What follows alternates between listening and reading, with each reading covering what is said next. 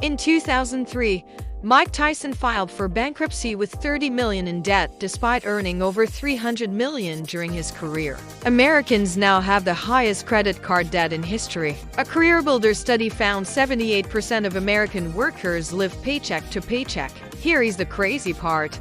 1 in 10 people earning over $100,000 a year are also living paycheck to paycheck. So what's the disconnect? Does it matter if you're earning six figures if by year's end you have nothing left? It is time we solve that mystery and explore a better framework for understanding money, one taught in personal finance but missed in formal education. What is money? Money is a medium of exchange, but I think a better way to look at it is this.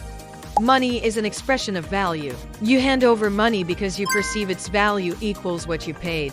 The market determines price, but the principle remains: money equals value. Why is that important? Because we give money moral significance. Money is the root of all evil.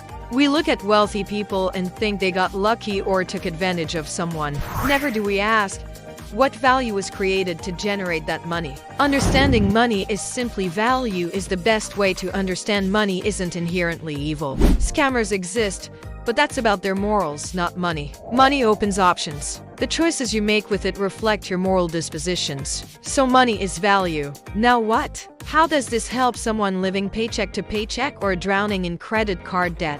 Saying money equals value changes nothing on its own. What's actionable? Here's the question. What is your relationship with money? Money enters and leaves your life. This relationship is expressed by income and expenses, or as I prefer to frame it, production versus consumption. Money enters when you produce value. For most of us, that's labor, a job. Money leaves when you consume Netflix subscriptions, a new car, a house, dining out, entertainment. Your net worth is essentially a metric for your relationship between consumption and production. It's a scoreboard showing which side is winning. Think about those statistics I mentioned earlier. What part of the consumption versus production relationship is at fault? Consider yourself for a moment. Think about all the money that's entered your life and left. How much of that do you still have in possession today or invested into some sort of asset? And which part of this relationship do you feel is unbalanced or needs improving? The likelihood is both need work. But for most of us, the biggest issue lies in our consumption. That career builder study found that of workers making $100,000 or more a year, 1 in 10 still live paycheck to paycheck. Now you could argue someone earning six figures might still want to earn more, but when you're paid well above the average wage and cost of living and yet you still somehow find a way to spend it all, I'd argue your relationship with consuming must be fixed before you even consider your relationship with production. As any wealthy celebrity who has filed for bankruptcy can show us, Mike Tyson, MC Hammer, Nicolas Cage, production means nothing when you have a problem with consumption. You can earn millions, but if you spend millions plus one, you're still broke. A rat race, an endless, self-defeating pursuit. Sometimes it is conflated with working 9 to 5, a comparison used by certain individuals to guilt you into buying their programs. But this seems extremely unfair, mostly because it villainizes a job and excludes people who either love or are perfectly fine with their jobs or have other aspirations aside from their 9 to 5. A real rat race is living on a financial edge, being one paycheck away from broke constantly. A feeling as though the moment money enters your life, it immediately disappears. And the more responsibilities you have, kids, mortgage, car payments, medical bills, the more dangerous this relationship becomes. The loss of a job,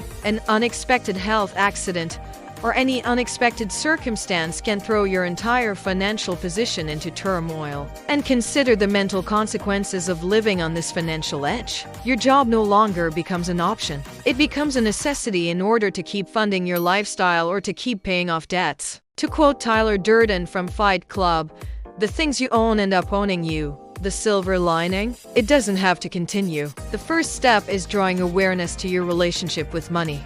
Journal monthly expenses, housing, transportation, food, utilities, entertainment. Understand yourself as a consumer. This part is tough. The ostrich effect, our tendency to avoid negative financial information. It's refusing to check your bank account after a night out. Once you pass this, take control, budget, Decide monthly spending per category and stick to it. Look at what you consume and minimize to live below your means, leaving money to save and invest. Before investing, build an emergency fund, 3 to 6 months of expenses. But why would we live a lifestyle we can't afford? Cognitive biases, hyperbolic discounting favoring short-term rewards over future gains, buying shoes instead of saving for investment, social proof thinking and acting as others do, keeping up with the Joneses, trying to emulate neighbors. They buy a Porsche, you buy one. They renovate, you do too, all to impress due to social pressure. Today, the Joneses aren't literal neighbors, they're everywhere on social media.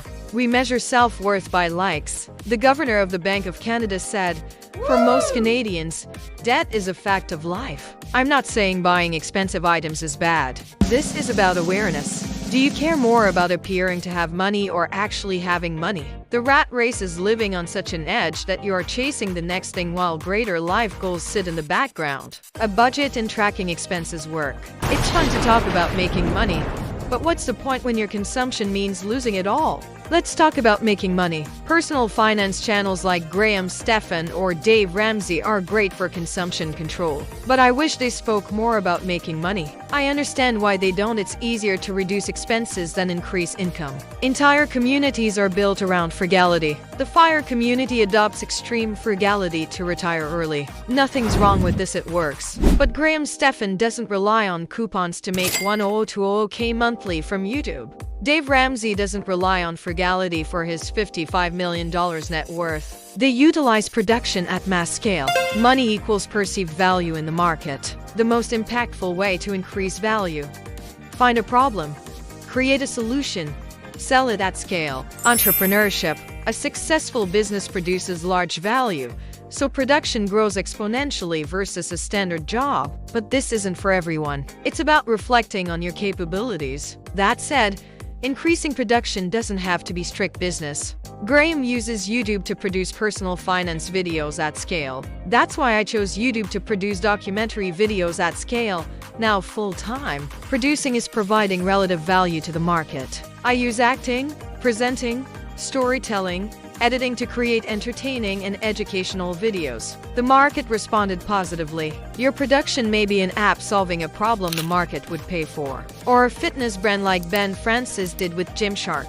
For most, labor is production, but your ability doesn't stop there.